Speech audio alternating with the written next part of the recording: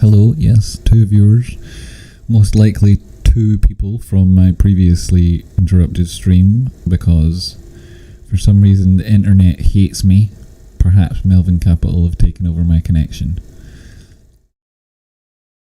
Thanks very much for tuning in again. I can imagine it's not particularly helpful that I have so many technical issues, but it's teething problems when I first get started. I did check there in between the death of the last stream and the start of this one what might have happened, and I can see that I've actually gone down in subscriber numbers, so there's a surprise. I've heard that live streams are where it's at, but it turns out that doing nothing is where it's at. Here I am. TYY, he's back. I certainly am, and so are you. Thank you very much for coming back. I can imagine that it's not the most convenient YouTuber that I keep going off and on again. I'm very sorry about that, and I appreciate very much that you took the effort to come back. 1 viewer, so it's only you. Right, so let me go back, finish some actual TA, and then let you guys get on with the rest of your lives. I also know that YouTube only gives a number of notifications each day, so people aren't going to get notified now that I've started and stopped so many times. So I'm relying on the grace of God for them to find me. In the meantime, I can just do some proper TA and then leave this video out there for what it is. Don't sweat. How do you see the Witching Day impacting GME? The Witching Day. How do I see it impacting GME? Well, let me just get something up on the charts here. Let me just.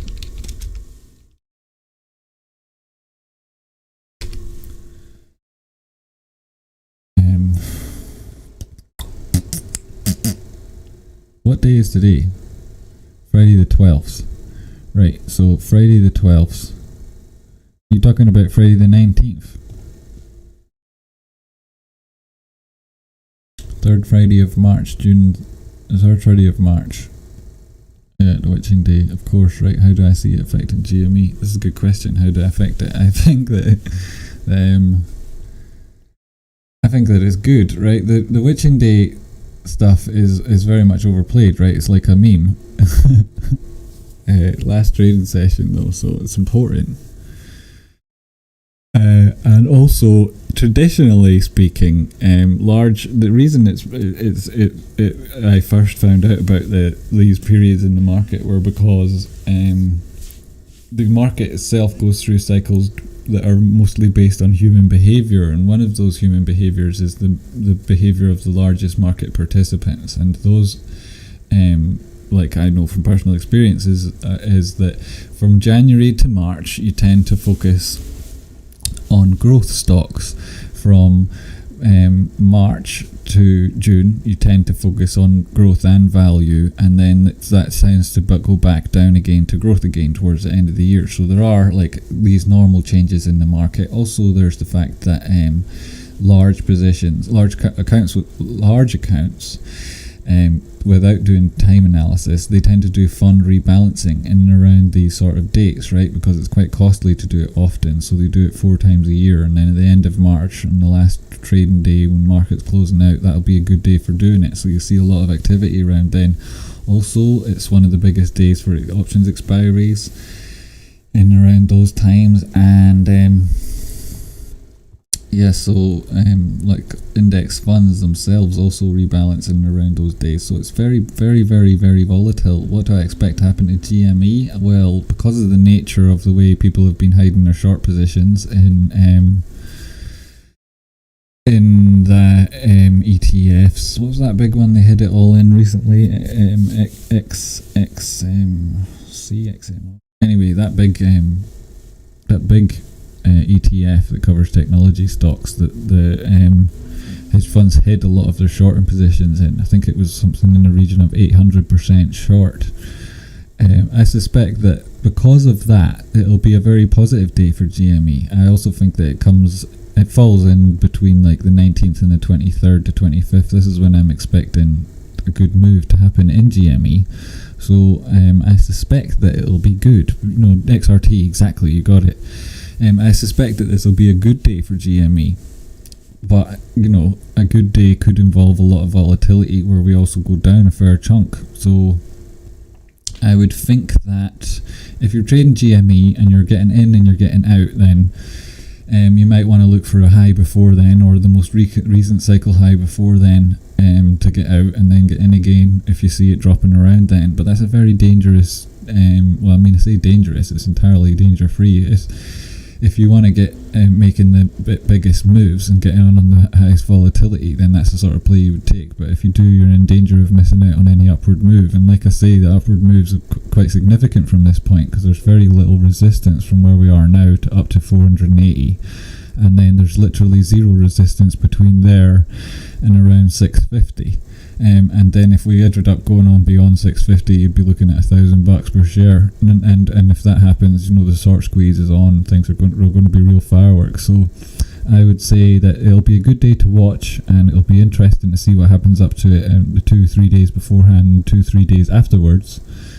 But it won't be something that I'll be using in order to take trades. Personally, I'm in and I'm holding, but if you aren't in yet, that might be a day to get in. It might be a good day to test for support and then bounce up again. So where that'll have formed between then and now, I can't say.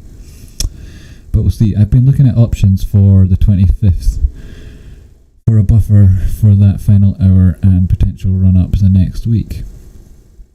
Alright, you're looking at options for the 25th. So you're talking about options that expire on the 25th for a buffer from that final hour and potential run-up for the next week. Are you talking about using these options to hedge a spot position, or 26, or are you talking about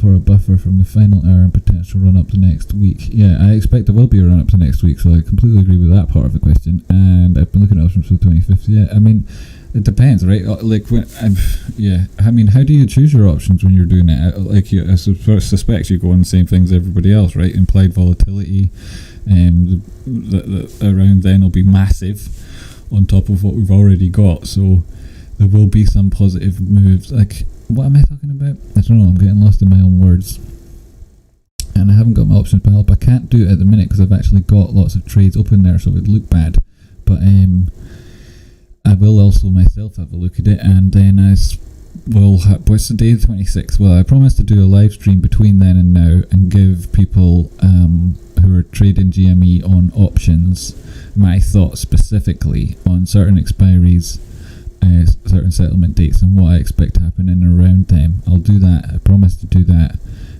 ahead of the next stream, which I suspect will probably be Monday or Tuesday live stream. So, Eddie, I hope that's of some value to you, and sorry I can't give you a better answer, but hopefully what I was saying before in response to TYY and what I did say there is of some value. Right, so that's that. I'll do some quick TA. I can see I've got 5 viewers, which is not bad, but it's not particularly fantastic, so I'll do a good bit of TA here just to finish off, and then leave the video on so that other people can see it if they catch up on it, and hopefully other people come along in the meantime. If they don't, it doesn't matter. So what am I looking at here? Well, let's start on the 4 hour. Leave this on, leave that on. Everybody knows about that. I've got my support and resistance in here. Right, so 4 hour, what do we see? We're breaking our 4 hour high here, if we can close in around that.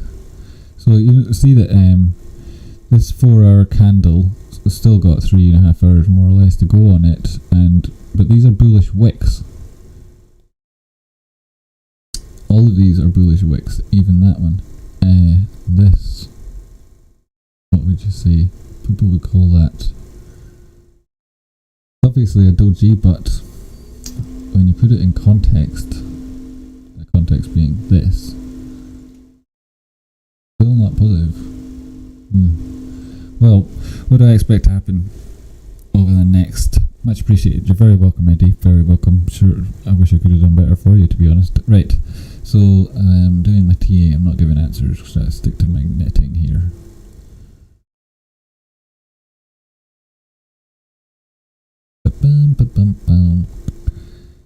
Wow, that's very positive.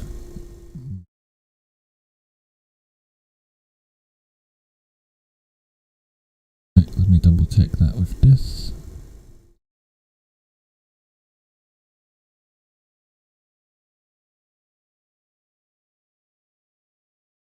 positive. We've got no divergence. It's a continuation of trend. We can see that the relative strength index is showing us that this is a legitimate move. What about if we put on this daunting channels? What about instead I put on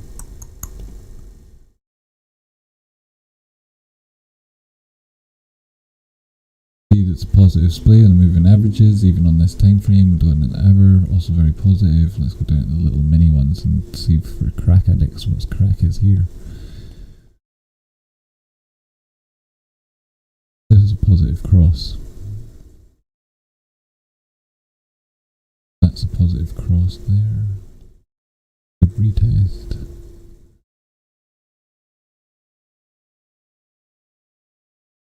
Looks very positive. Somebody in the last stream asked when did I expect a test of 170, and while I can say that if we do have a move down, then 170 will provide excellent area for support, I don't necessarily expect it to go there, especially with this. This is very positive action, although it looks like we've had a minor reversal in this tiny time frame. What is that as in terms of a percentage of a move? That's not even 1%. It's nothing. This is just forming, trying to put in support around 270. That's what price action is currently doing. We're trying to put in support around 270. That's not all that different from the support. Like if you were to look at take this huge thing out of the picture, then we would say that our support quite possibly would come in at around 198. You know, you might not even necessarily get to, because of this area here and because of the fact that this led on to further moves up. You might think that 200 is a good area for a re-entry. Even if you are hoping for 170, perhaps you'll scale your orders in from here. You can also see that on the smaller time frames, there's the simple moving average. It's a very good, that's like a very common area to pick. For example, if we were to go down quickly, I'd expect to see us return quickly with a bounce off that. Might not even get to 170. 30 minutes, MACD, you can see that positive cross is going to now be retested. Hopefully that'll go on, but you would expect that, right? Positive cross, retested, and it went through and on again anyway there, so let's see if that continues. The momentum here, like this is what I was talking about in the previous stream. Like if we can see this just was, the negative momentum was weakening. That was happening as prices were going sideways. Subsequently, we can see that we've started to put in a degree of positive momentum in line with this trend. So I could see that continuing. I could see that, well, we might have a test here. It might even go down a little bit and back up again. I expect this to, let's be less strict about that. Let's put it something like that and go to the hourly. That might be going to pick up. Let's see that. See, even down here it's crossed and that's that. I understand that, yes. Okay, so MACD is suggesting that we might not even get anywhere near 170 again. On every timeline that I looked at it there. And we've got positive sections on the EMAs, we've got order Duncan channels, we'll get rid of that VPR, it's horrible, turn on Duncan channels, see we were tracing up there, median lines retest, this is very common. Julian, hey, I'm a complete noob but interested is what's happening right now with GME, just the delayed events that you said would happen on the end of February. What did I say would happen on the end of February? I said that we'd have a retest in around 45 and then moon time, yeah. So I suppose you would say that. Is it delayed? Not necessarily delayed, but yeah, I can see where you're coming from. It is a reaction to what happened then, yes. Everything that's happened on GME since in and around, well, everything that's happened on GME since the turn of the year is a reaction. It's a reaction to Ryan Cohen and his strategy, and that is what's got people involved. You know, it's what got me involved at $4 and yep. So IP always, which and Julian, you're not a complete noob. I've seen you talking on Rocky Channel. You're actually a very, very nice guy. But and we have got a degree of experience that you could rely on. Is what's happening right now with GME delayed events from the end of February.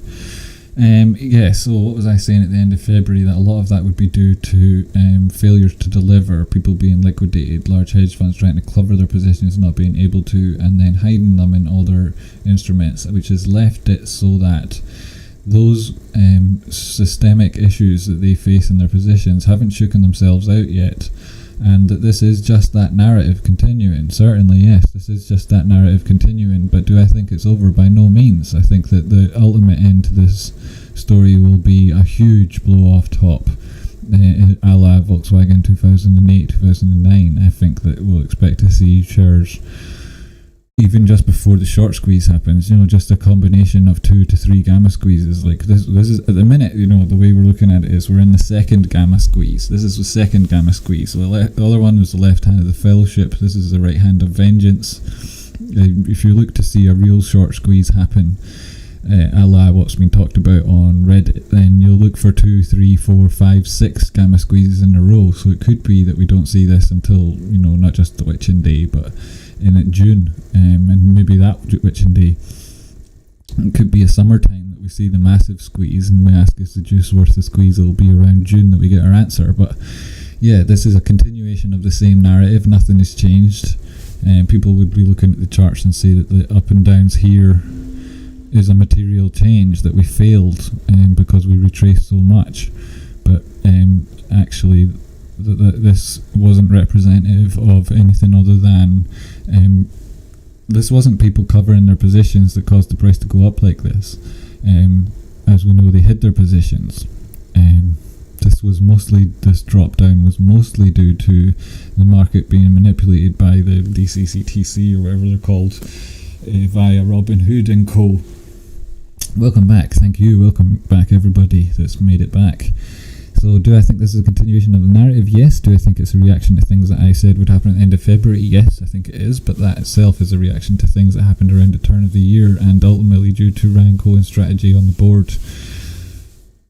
And yeah, so a lot of people are still, the narrative is still playing itself out. Like people thought, the brick and mortar stores aren't going to work, and what they're learning is that people actually like to buy things in brick and mortar short stores. There's not very many competitors to GameStop. If you look at the people are comparing them and saying like, what's going to happen is the same as Blockbuster, because as Blockbuster, nobody wanted to buy DVDs anymore, and look at all the streaming services that have started. There's no chance Blockbuster will last, but the streaming services that apply in the games industry are completely different. Pardon me, you're not able to resell digital copies of games.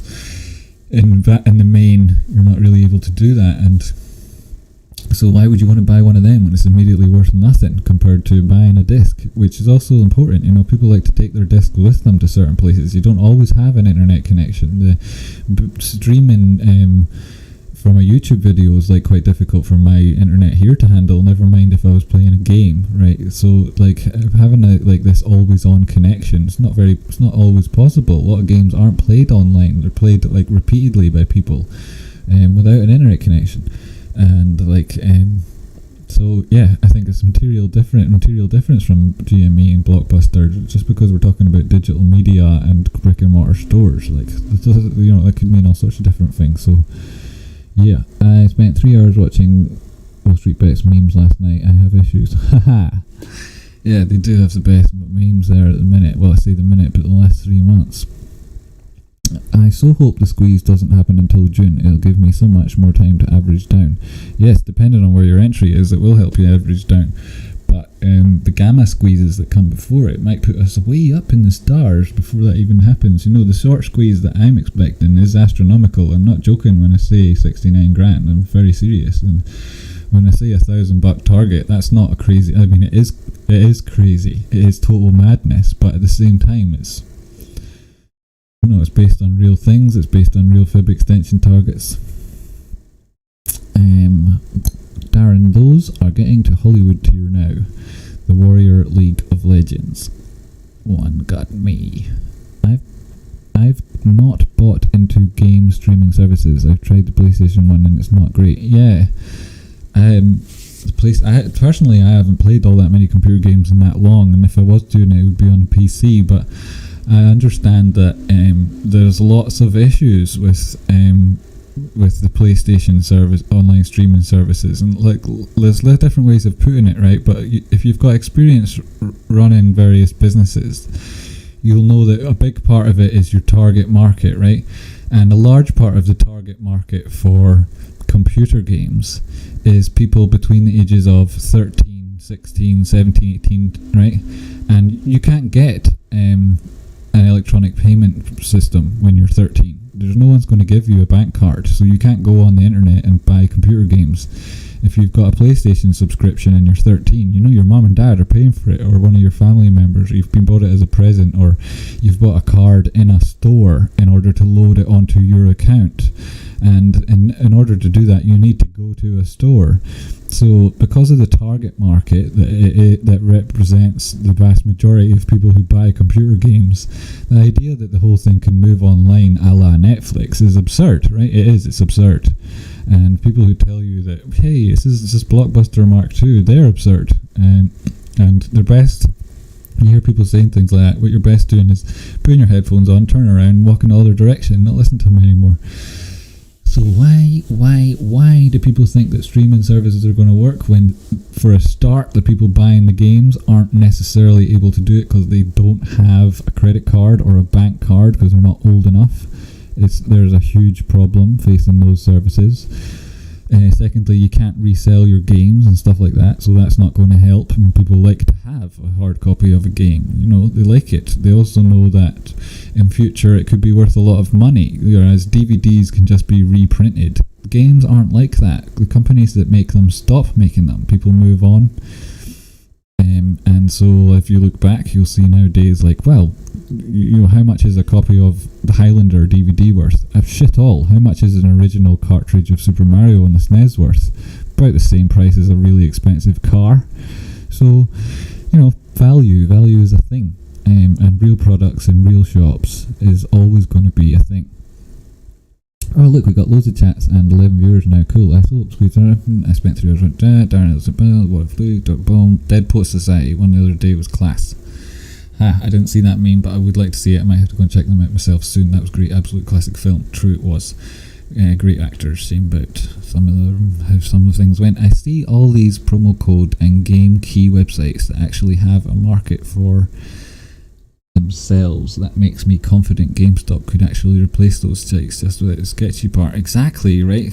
You know, like, who's best positioned to make a one strike rules them all streaming digital service for computer games? Well, it's probably the largest computer games retailer in the world, wouldn't it? And probably the company with the most strongest brand will succeed, and the one with the most technical capabilities and the largest bank balance. And who is that? It's GME. So there's lots of people saying, like, I've seen a popular YouTuber, I'm not going to name him, and he was like, oh, GME, the price has gone up, raise money, like, because he's seen that AMC raised funds when the share price went up, that being like they were able to raise more money because the price of their shares were higher, so it was better value for them to raise the money. But what he he seems like an experienced trader too. What he doesn't understand is they didn't need to, right? They didn't need to. This narrative that do you know about GME, right? This part of what happened with GME was they were in a very tough position cash flow wise at the end of 2020, mid 2020. Things were really difficult. The leases, their store leases, the price that they were paying on rents and things like that was all starting to catch up with them. Their profit margins had dropped. They were in a little bit of trouble when it came to cash flow. So they took out bonds, they took out loans, a lot of which have now expired, right? They've paid them back. But much more than he seemed to realise. But the idea that they wouldn't have enough money in order to do it, so what they would need to do is raise money by selling more of their stock. Like, they would need to sell more of the shares of their own company they held, or they would need to dilute their own holdings in order to raise cash, which is what AMC needed to do. But that's because AMC were being crippled by the fact that the cinemas were closed. That's not necessarily the same scenario for GME. People who look at AMC and GME at the same time, they do it because they're both meme stocks. They've both captured the attention of the same sort of people, and so it's interesting for all of us to be looking at both of them. But that doesn't mean that the way they operate their company should be anything like each other. It's quite the opposite, right? They're entirely different businesses. They're not in the same industry even. So this idea that, like, GME should raise money, you know, these people who are saying that are to a degree quite naive. If they can operate on their current cash flows, then why would they do that, right? It's a silly idea. So anyway, moving on. It's so good, my sense of humor. It's my sense of humor too. Yeah, exactly right. It's people like us, for us, by us. Plug got pulled out of the plug. Computer got pulled out of the plug. Who owns Twitch? They must have blown up over the lockdown. Yeah, I'm not sure exactly who owns Twitch. Perhaps it's just Twitch. And did they blow up over lockdown? I think they did, but then they've been doing very well for a while. You know, they're very much a growth stock, so anyone who's in that's done well. Newborn ape, enjoying videos and stream of consciousness chat. Is this premise there still a hidden short position? Been waiting for your latest content. Is there still a hidden short position? Yeah, but is it hidden? Not very well anymore, John. Not very well. Stream of consciousness, yes, it is very much like that. I'm not able to parse my words or think about the things before they come out of my mouth, so if I make any mistakes, pardon me, but then I'm giving it my best shot, and this is just the very first attempt at a live stream, so here goes. Been waiting for your latest content. Thanks very much for waiting around. I'm going to be doing a static video that covers all of the stuff that's like not particularly technical analysis, but explains the machinations of the hedge funds and how they've been moving their positions around. I'll also be doing one that I was going to publish, but I'm going to merge into the next one I'm doing about volume analysis that shows how it is that this money moves around from certain funds to others. So I'll conclude all that together and stick it in a video that'll probably come out next Friday, but I'm going to be doing another live stream on Monday, Tuesday next week, so to cover a question that Eddie had asked up above about options expiries and the witching day and potential gamma squeeze opportunities for people in and around there. Darren says, Darren says, I got into the sim racing during lockdown. I want to go to shop to check out new gear. That's why GME or the likes needs to exist. Yeah, it does need to exist, the likes. I mean, we don't have very much with regards to GME over here, but it really does need to. And when you think about all the different things that that are sold at GME that aren't sold anywhere else, and then you think about all of the extraneous things in and around people who live in this subculture. Well, where else are you going to go and shop? You know, GME is the new arcade. It's the new pool tables where people are going to hang out. Never mind just hang out. They're going to be spending their money there. You know, GME are going to the place. They could be opening up their own little cafes right now. You know, GME brand is absolutely on fire. I don't know. I think they've got so many opportunities. Obviously, they want to stick to their knitting. I think you want to be going for digital distribution in esports, and if they have a streaming service, then they'll kill it. But there's so many things they could do. The press release about RC Ryan Cohen's new committee put shareholders' interests firmly in his hands. I think he's got a plan. Yeah, he does. He does. Him being one of the larger shareholders too. You would expect them to put their interests first. Amazon on Twitch now, I think. Yeah, you're right, they do. Amazon do on Twitch. That's why if you subscribe to somebody on Twitch with your you've got an Amazon Prime account, I think you can like select them to be a beneficiary of a little bit of money of your subscription, which everybody should do for RockyOutcrop. The YouTuber who says about GME raising money is only in it for the money on his channel. He's charging folk $25 for a business shout out. What's that all about? But he'll hype GME as long as he can milk it. Yeah, I'm not sure who he is, but you obviously have seen the same guy I have. If you've got a business, I'll give you a shout out. I mean, there's only 14 people watching, so I'm not sure how good it'll do you, but perhaps lots of people will watch this video afterwards. And P.S. I still hate that Porto team. Deco was the herald for Neymar. Oh my god! I forgot about Deco. Yeah, I forgot about him, but you're right, yeah. Dirty, cheating, waste of space. He was alright, but he was so massively overrated as he was exposed when he left Porto. I'm here, by the way, just catching up from earlier stream, watching on 2x to catch up. Cool. So that's probably, I wonder what my voice sounds like at 2x, probably something like this. I could be talking faster, I suppose. I have no idea how I match up against other YouTubers, and that's why I also feel bad like slagging the guy off, like that was saying they have to raise money. I wasn't technically slagging him off. I was just saying that he was being a little bit naive to think that it's suitable for for them to behave the same way as AMC do. But to me, that's palpably absurd. But yes, so thank you so much for all of the lovely comments and everybody joining in. Even Game are selling GameStop t-shirts. Yes, good on you. P.S. I still hate the poor team. Yeah, got that. I'm here, by the way, just catching up from I got all that. Right, great. So I think I've caught up on everybody. I've got 13 viewers, so I should probably go back to doing the TA that I was doing before. Blah, blah, blah. That was scary. Right, so going for a chance to get Beeple creative to Beeple NFTs. Yeah, I've been a fan of Beeple for about 8 years, so I'm so glad to see him doing well with his NFTs. Right, on to the next one. Right, let's do some quick TA. Let's in fact do serious TA on a 15-minute chart, which in some people's minds is crazy. So we've already got that drawn in. This was important because it's where we reached the top of our previous momentum thrust, brought us to here, which is why we've got support and resistance, which is why when we retested it, it was positive, and since then things have been positive. This is marked out because if we were to break this area, this is where that move started. If we're to go on beyond then sentiment will have changed. And so, for example, if you had a position that you were entering here, you would put your stop there. If it went below it, you would know you were wrong. That would be a drop of about, what is that, 170 to 140, about $30. So if you were looking for a 5 to 1 trade, you want to be looking for 150 on the upside, 150 on the upside from 170. It's super easy. It's a really good trade.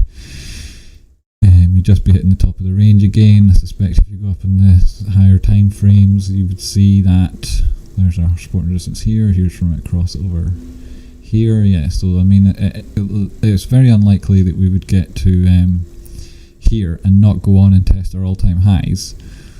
What with the fact that we've got absolutely no divergence there. Sure, here we did have, right, our oscillator had an extreme high. It was higher than it had been over here.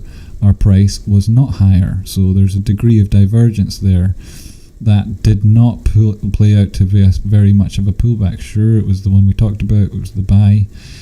It came up, we've now got no divergence. The oscillator is not as high as it was, the price is higher. I suppose that is divergence, but that divergence is bullish, so I could expect to see these prices pushing on again.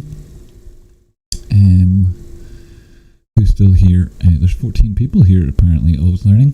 Thanks for being so involved in the community since you've showed up. It's great to have someone like you. Right,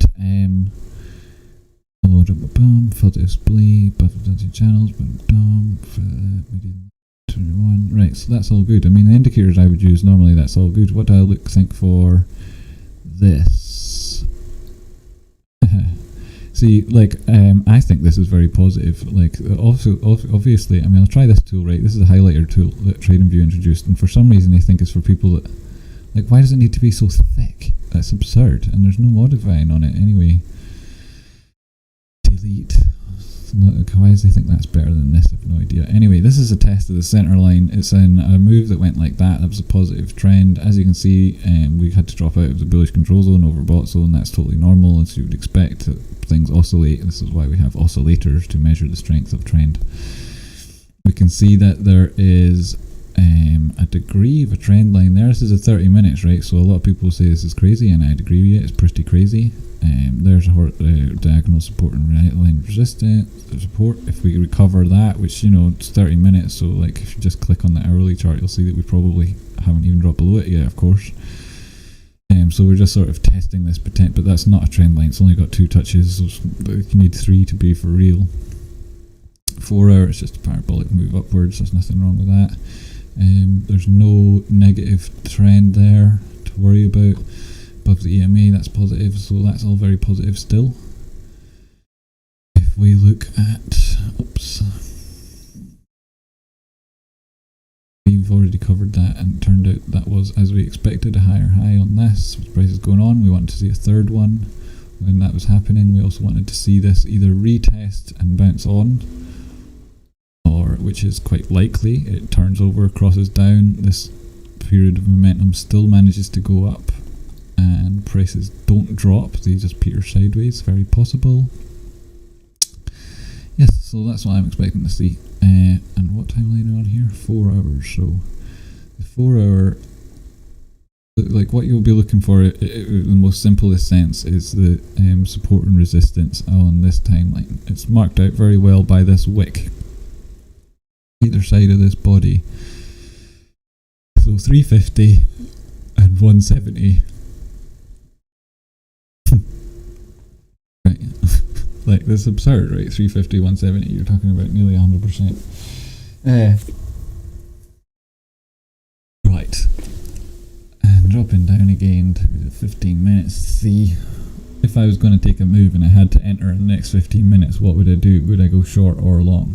I have to enter. You've got no choice, Jamie. You have to enter. Do you go short or long? You've got 15 minutes to take the trade. What do you do? What do you do, Jamie?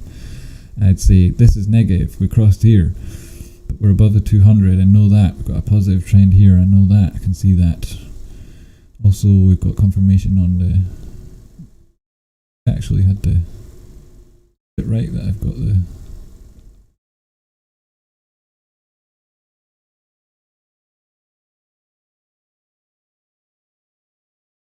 GME up with the traditional colour. Whoa, the colours. I'm just back for a bit, got some lunch. I could do with some lunch. I might have to go and get some of that myself soon. Yes, so the DMI, we can see that this is volatility coming up. We can see that that is crossed there, so that is negative, negatory. Let me just...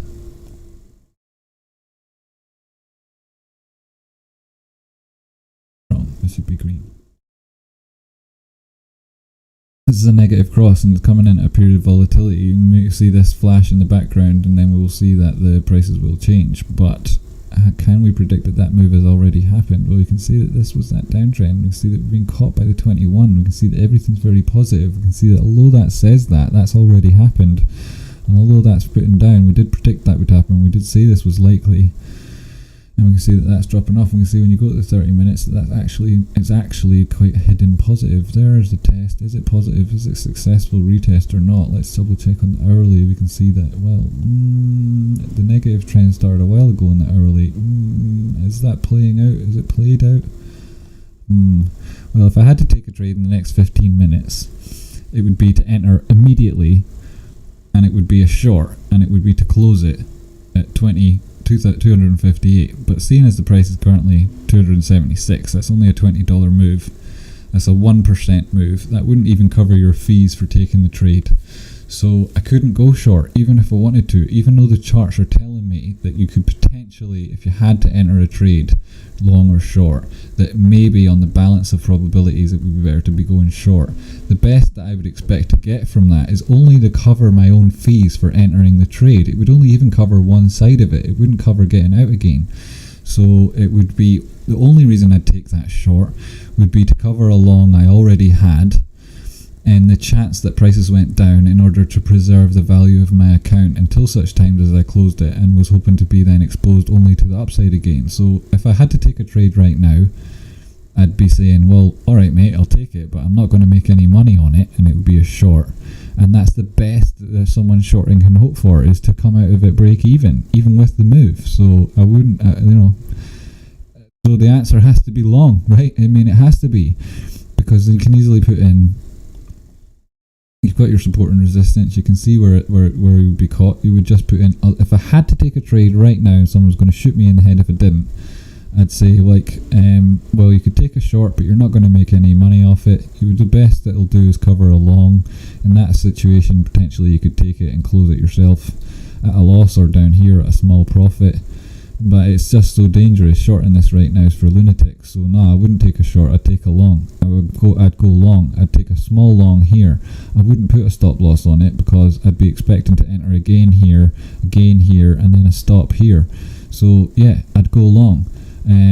Why would you say that in the face of 3 negative candles? Isn't this not 3 crows? Is this not a negative candlestick pattern? Well, no, you see, technically no, because we haven't yet closed below this candle. We haven't even closed below here, which, so, wait a minute, that was that. I mean, you could say that this was these three candles, do they constitute an engulfing? No, they don't, because of this and the fact that we're still breaking out of this mini range. So obviously, again, it's like, yeah, it might look bad, but if you have to choose, right, one's probabilities, and going on what's most statistically likely to, like, what can we rely on statistically? Well, I mean, it all comes back to the fact that we're likely to test the top of our, and if we're looking at the Fibonacci's again, we're above the 618, right? We're putting in support around the 618. We're in the golden pocket. People have already gone above to the 786. This was a normal pullback. You'd expect to bounce between these two fibs. We've got hardly any activity in the meantime. You know, I mean, this is a buy. People right now, I don't know what other people do, but if I'd have to buy. I'd say thanks very much. I'm taking that, and I'm going up to 350, 330, 340.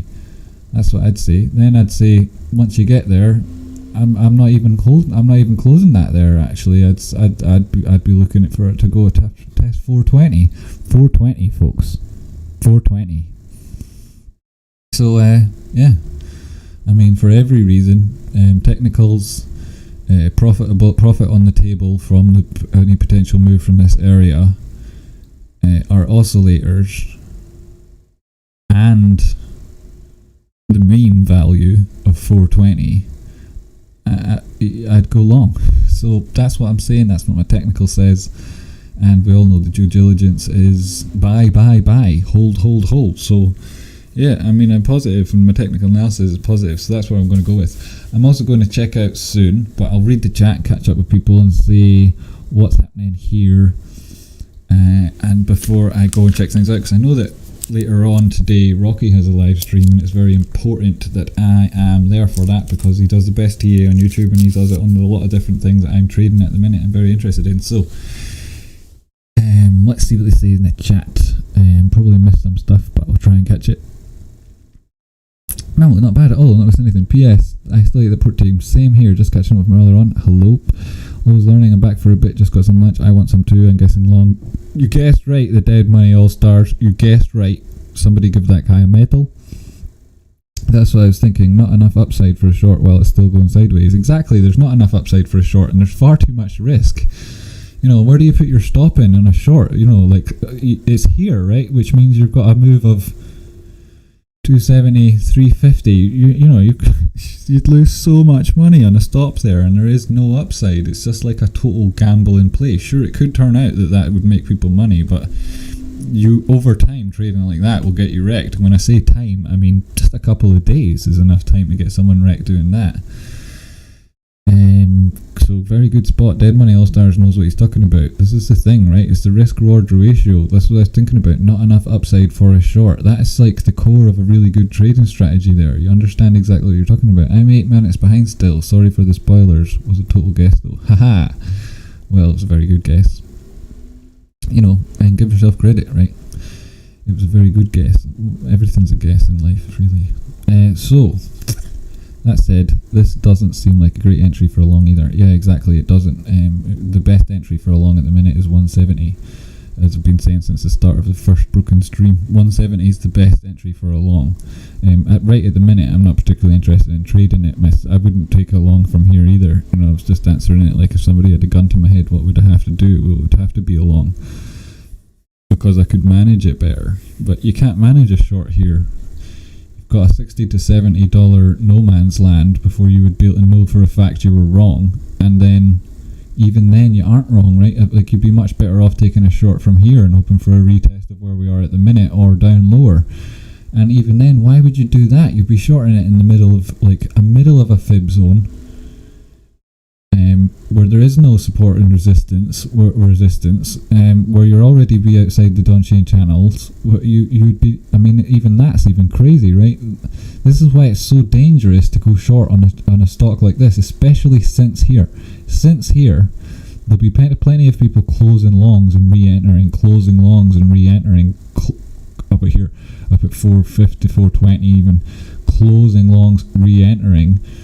And sure, I mean that might change the dynamics a little bit for the ultimate short squeeze, in that these people who had short positions down here will be able to improve their entry positions up here. But does that mean that it undermines the fundamentals of a short squeeze? No, this is what a lot of people in the very enthusiastic people in Wall Street Bets, who have a lot of respect for, say, like, oh, don't close your position, don't trade it, and I mean, I'm not saying that you shouldn't, because that won't have a material effect on the market. Like, these people who are adding to their short positions up here, that just means that there's even less shares available to trade. That will ultimately reduce the float, which will increase the volatility, which will increase the likelihood of the squeeze. I mean, the squeeze in my mind is inevitable anyway, but it'll bring it forward and bring it forward. And so, yeah, if you go short on this, you're a lunatic. That's just the simple truth of it. But none of this is financial advice. I don't do financial advice. Welcome to the channel. So that's it. That's the stream. That's me finished. It was really nice speaking to you all. Thanks very much for coming along and viewing it. I mean, I didn't get tens of thousands of views like some of the people on YouTube, but then it is the very first stream I've done. I've only ever done 20 videos, and to be honest, I wasn't doing it for fame or notoriety. Partly it was because a lot of people had watched my other videos and I hadn't checked in with them, or they didn't know if I was still holding my position, or if I changed my sentiment, or if I thought the technicals had changed. And for all of you, I don't think they have. No, I haven't exited my position. No, I won't be doing it anytime soon, and everything still seems to be in our favour. So I'm glad that I came back and was able to say hello to everybody who's playing along. I'm really glad everybody for tuning in. Thank you so much. For those of you who came from Rocky Outcrop's community and decided to give me a little bit of support here, thank you very much. I appreciate you all desperately. You're all really good guys. I'll see you there on his stream tonight, and I'll see you in Discord 24/7. And for everybody who's paying attention to the Picnic project, guys, we're freaking killing it. I can't give away too much details of what's been happening over the last couple of days, but boy, is it exciting stuff. And yeah, really happy for being able to do these little things and the opportunities that YouTube affords me. I've got absolutely no beef with them. I'll see a lot of people complaining about YouTube not sending out notifications, or yapping at YouTube taking too much of their revenue. You see people say like, oh, my channel's been banned, follow my backup channel. Like, guys, tweet at YouTube and tell them like they need to do something. Like, YouTube don't owe anybody anything. I'm really grateful for this technology and all the different things that are out there that allow me to speak to you guys, and you guys speak to me, and make some connections with new people, especially when lockdown's still going and the whole world's a piece of crap. Thanks to GME, thanks to YouTube, and thanks to Wall Street Bets, and thanks to everybody who tuned in. Really appreciate it. You do a lot more for me than I do for yous, so you've got a deep thanks there, and see you all soon. Lots of love, peace, and remember, there is no help in rushing to be rich, and plenty of wealth in waiting to be right. Tune in again to Tradespotting, where ends and hopes and dreams